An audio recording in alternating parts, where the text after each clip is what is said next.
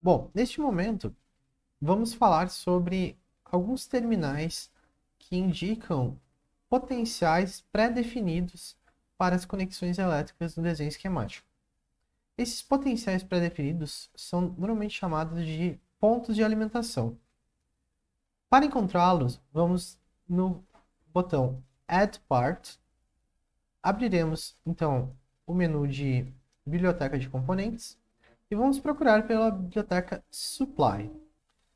Veja que temos Supply 1 e Supply 2. Vamos escolher, por exemplo, a biblioteca Supply 2 e observar quais os tipos de componentes que temos aqui.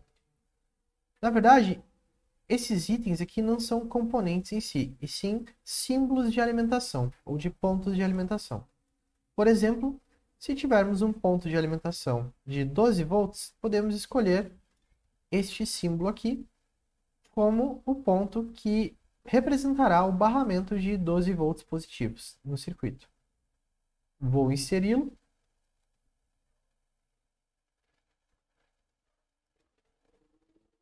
E vou encerrar a operação.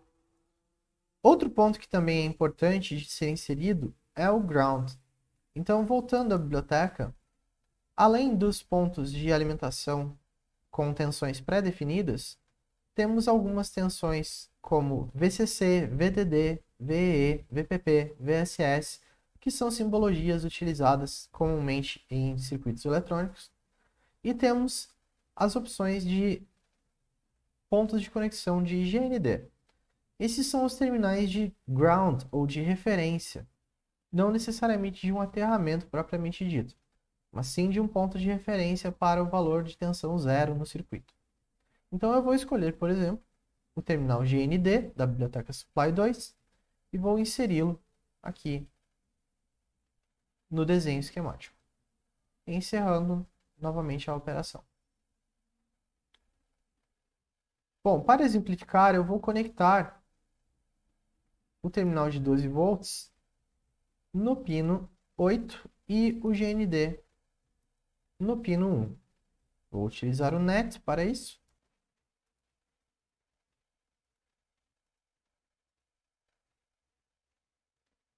Pronto.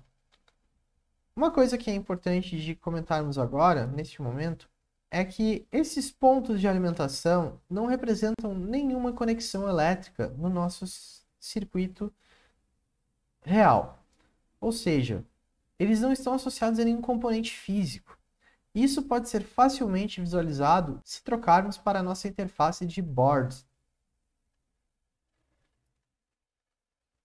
Ao entrar aqui na board, eu tenho todos os componentes já posicionados na placa e veja que não apareceu nenhum componente além do capacitor, o resistor e o circuito integrado. Apenas para simplificar, pois posteriormente nós iremos trabalhar com roteamento de placas, então abstraia um pouco os detalhes das operações aqui, mas eu vou fazer um pequeno roteamento simples para reforçar a ideia de que os pontos de alimentação não estão associados a nenhum componente físico. Veja que os únicos nós que aparecem aqui são os nós 1 e 2. Veja aqui que os nomes deles estão indicados nesses fios amarelos que vamos comentar mais para frente. São chamados air wires.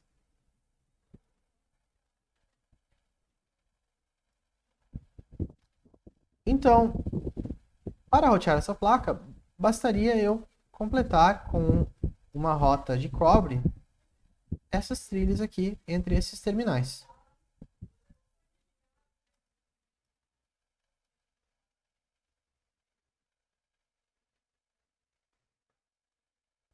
Para que eu tenha uma correspondência dos pontos de alimentação na minha placa, eu preciso inserir um componente físico. É comum em circuitos eletrônicos nós inserirmos pinheads, que são pequenos pinos no qual são conectados alguns cabos externos, trazendo a alimentação de alguma fonte.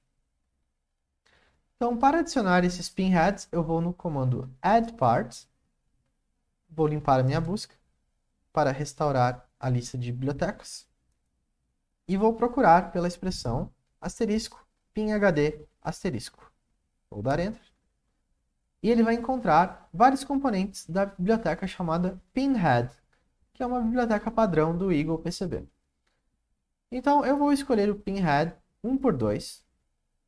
E veja que temos dois tipos de pinheads. Temos o pinhead vertical e temos o pinhead em curva de 90 graus.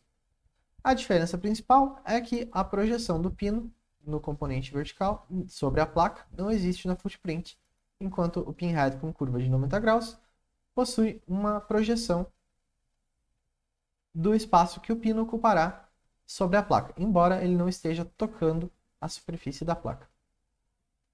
Vou escolher este pinhead 1x2 de 90 graus, vou dar um OK e vou posicioná-lo logo aqui acima. ESC. Agora eu vou conectar o terminal 1 deste pinhead com o meu ponto de alimentação de 12 volts. E vou conectar o meu terminal 2 deste pinhead com o GND. Pronto. Agora, voltando para a board, nós temos um novo componente que foi adicionado. Veja que as anotações acontecem em tempo real entre a board e o esquemático, por isso, após criar a sua primeira board, é importante que você não feche enquanto estiver editando o esquemático. Caso contrário, você terá que criar uma board do zero novamente para voltar a correspondência entre os dois. Então, eu vou posicionar o meu pinhead aqui neste ponto. E veja que ficou um pouco confuso a posição, pois eu tenho estes pinos de 90 graus. Então, eu vou inverter a conexão e vou colocar neste ponto aqui, facilitando assim a minha ligação. Agora, eu poderia fazer a rota entre o conector de 12 volts e o pino de VCC. E também distribuir o meu GND para o pino. Claro, eu só estou fazendo um exemplo aqui. Nós vamos ver as regras de roteamento e as boas práticas em aulas futuras. Aqui, o nosso único objetivo foi mostrar a correspondência entre os componentes da board e os componentes do esquemático.